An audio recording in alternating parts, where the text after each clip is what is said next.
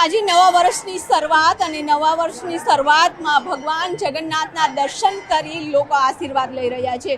ભગવાન જગન્નાથ મંદિરમાં વિશેષ શણગાર કરવામાં આવ્યો છે, સાથે જ અન્નકૂટના છે તે ભોગ ધરાવવામાં આવ્યો છે। 56 ભોગના દર્શન કરી શકે તે માટેની વિશેષ વ્યવસ્થા કરવામાં આવી છે અને સાથે જ મોટી સંખ્યામાં લોકો છે તે આજે વહેલી સવારથી જ મંદિરે આવે છે અને મંદિરે આવી ભગવાન જગન્નાથના આશીર્વાદ છે તે લઈ રહ્યા છે। અત્યારે વહેલી સવારે પણ લોકો સતત મંદિરમાં ધસારો છે તમામ મંદિરોમાં તે જોવા મળી રહ્યો છે। આજે બેન આપ દર્શન કરવા આવ્યા છો, હેપી ન્યૂ યર, અને ભગવાન જગન્નાથના દર્શન કરી વર્ષની શરૂઆત શરૂ કરી રહ્યા છે, શું કહેશો? હા, આજે હું ખૂબ જ ધન્ય થઈ ગઈ કે આજે નવા વર્ષની અંદર ભગવાન જગન્નાથના દર્શન કરવાનો મને લાવો મળ્યો છે અને સરસ દર્શન થયા છે ભગવાનના। તો જય કે આજે નહીં આવીએ છીએ, હા, ઈચ્છા થાય ત્યારે આવીએ છીએ અહીંયા અને આવી રીતે દર્શન આપતા રહે ભગવાન બધાને અને સુખ સમૃદ્ધિ આપે નવા વર્ષમાં, એ જ ભગવાનને પ્રાર્થના। આપ ક્યાંથી આવ્યા છો? અમે બે જોડે છીએ। જોડે છીએ। જય જગન્નાથ।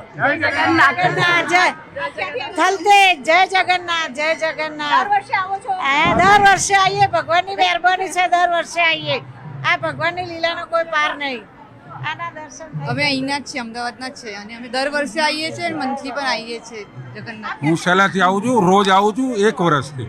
અચ્છા, જી। આજે નવા વર્ષની શરૂઆત કરી રહ્યા છો, શું કહેશો?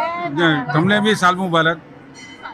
બરાબર। અત્યારે આપ જોઈ શકો છો, બા ક્યાંથી આવ્યા છો? સાઈબાગથી દર વર્ષે હા દર્શન કરવા આવીએ નવા છીએ। વર્ષના દિવસે આવો છો કે રેગ્યુલર પણ આવો છો? નહીં, રેગ્યુલર નહીં, મહિને મહિને આવી શકીએ છીએ। જય ભગવાન। અત્યારે તમામ લોકો છે તે ભગવાન જગન્નાથના આશીર્વાદ લઈ રહ્યા છે, શું કહેશો? હા, અમે દર સાલ રેગ્યુલર ઘોડાસરથી આવીએ છીએ અને દર સાલ રેગ્યુલર ભગવાન જગન્નાથજીના દર્શન કરીએ છીએ અને પાવન થઈએ છીએ। રથયાત્રાના દિવસે પણ આવીએ છીએ।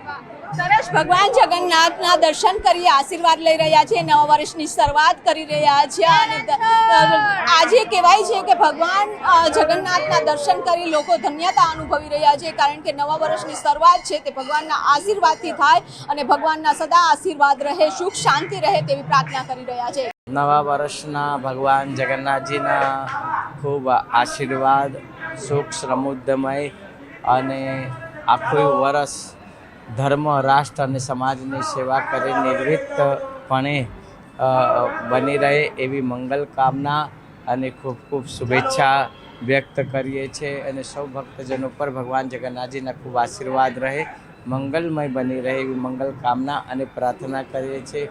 વિશેષમાં આજ ભગવાનને 56 ભોગના દર્શન પણ ઠાકોરજીને 56 ભોગ ધરાવવામાં આવે છે।